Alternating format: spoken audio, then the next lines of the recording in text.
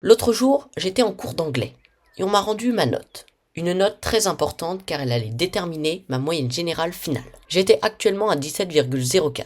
Alors il me fallait au moins un 17. Autant dire que c'est ça passe ou ça casse. J'ai donc décidé de créer un programme Python pour faire le calcul automatiquement. Car oui, je ne sais pas si vous le savez, mais j'aime bien la programmation. Pourquoi tu n'utilises pas ta calculette, me diriez-vous? Eh bien, parce que je suis débile.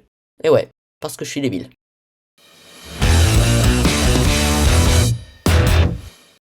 Dès que je suis rentré chez moi, j'ai décidé de prendre mon ordinateur et d'ouvrir VS Code. Pour ce projet, je vais utiliser Tkinter.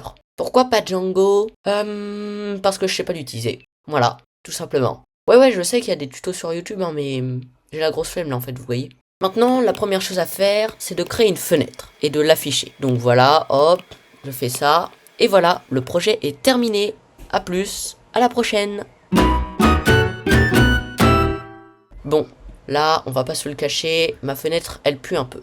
Donc je vais rajouter une couleur de fond. Ma couleur préférée, c'est le rouge. Donc quelle est la couleur que je vais mettre d'après vous? Eh oui, du bleu clair. Évidemment, comme tout bon projet, il lui faut un titre. Le titre que j'ai choisi, ce sera Convertisseur de notes que t'as pas eu sur 20 et t'as le seum 2000. Ensuite, je donne les dimensions de la fenêtre, 1080 par 720, et voilà, c'est quand même mieux. Bon, maintenant, je pense qu'il faudrait rajouter un menu. Il y aura 4 parties. Edit, couleur, moi et fenêtre. Ensuite, on crée des petits onglets qui seront à l'intérieur et les autres fenêtres qui seront dans la partie fichier. Tadam! Maintenant, on a un menu de luxe. Bon, je trouve que ça manque un peu de contenu. Donc je rajoute des frames, du texte, des boutons, des zones d'entrée et un bouton qui redirige directement vers ma chaîne YouTube.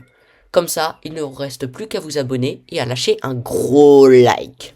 Pour l'instant, il ne se passe rien. Il faut donc rajouter le système qui permettra de calculer la note. La base du calcul, c'est la note divisée par le dénominateur et multipliée par le dénominateur choisi.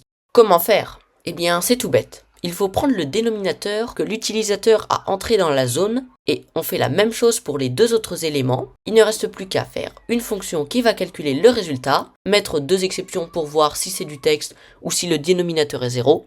Et c'est tout bon. Donc on regarde si ça marche. Hop. Ah, let's go, c'est bon, c'est nickel. Et maintenant, si on ajoutait des couleurs de fond différentes. Allez, et si j'en créais 20? Ouais, 20. Ça va me prendre juste 3 heures. Mais c'est pas grave. Tout marche, c'est parfait. Bon, je me suis dit que ça serait bien de savoir quelles étaient les notes qu'on a entrées récemment. J'ai donc décidé de créer un historique. Et voilà, l'historique, c'est tout bon, c'est tout propre, et ça marche. Depuis toujours, je ne sais pas vous, mais moi, il y a quelque chose que j'adore. C'est les graphiques.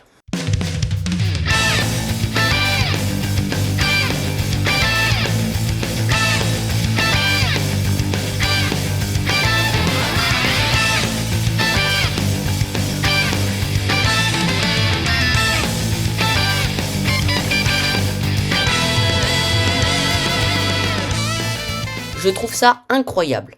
Je vais donc en rajouter. Hop, et voilà, c'est nickel. Là, comme vous pouvez le voir, mes notes sont en perpétuelle augmentation. Ouais, je suis juste un dieu. Voilà.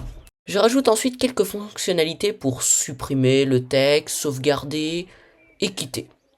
Voilà. Ensuite, des commandes clavier, ça fait toujours plaisir. Maintenant, le programme est terminé.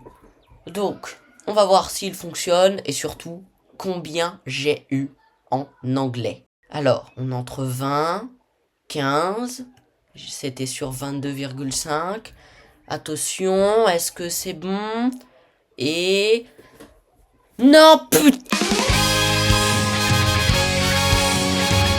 Allez, sur ce, n'hésitez pas à vous abonner et à lâcher un like. C'était Prodino, à plus, à la prochaine.